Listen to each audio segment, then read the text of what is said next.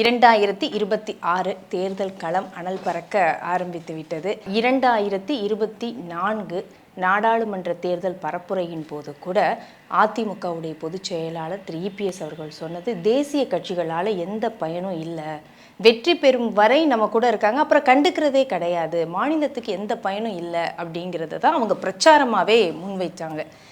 இப்போது மாநிலத்திற்கு எந்த பயனை எதிர்பார்த்து இந்த கூட்டணி அமைஞ்சிருக்கு சார்? தேசிய கட்சி ஆளுகிற கட்சி மத்தியிலே மாநிலத்திலே ஒரு ஆளுகிற கட்சி இருக்கிற போது தான் ஒரு புரிதலோடு கேட்கிற நிதியை முழுமையாக கிடைத்து தமிழ்நாட்டுடைய வளர்ச்சி பாதைக்கு இட்டு செல்லலாம் என்பதற்காகத்தான் பிரதமருடைய உரையில் டபுள் என்ஜின் என்று சொன்னார். அதுதான் ஒரு நிதர்சனமான உண்மை. ஆக ஒரே கருத்து ஒருவரிடம் தொடர்ந்து இருப்பதில்லை.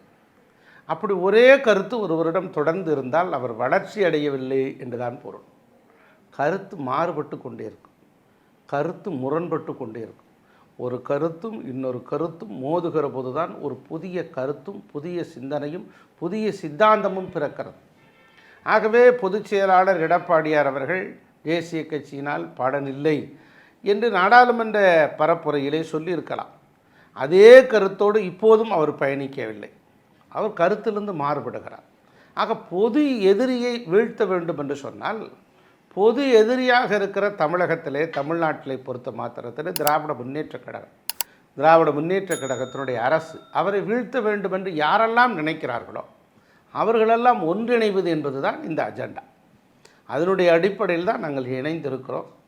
தேசிய ஜனநாயக கூட்டணி பயணிக்கிறோம். இப்போது புதிய அறிமுகம், ஆச்சி ஹோட்டல் சாம்பார் 50 கிராம் ரூபாய் 20 மட்டுமே.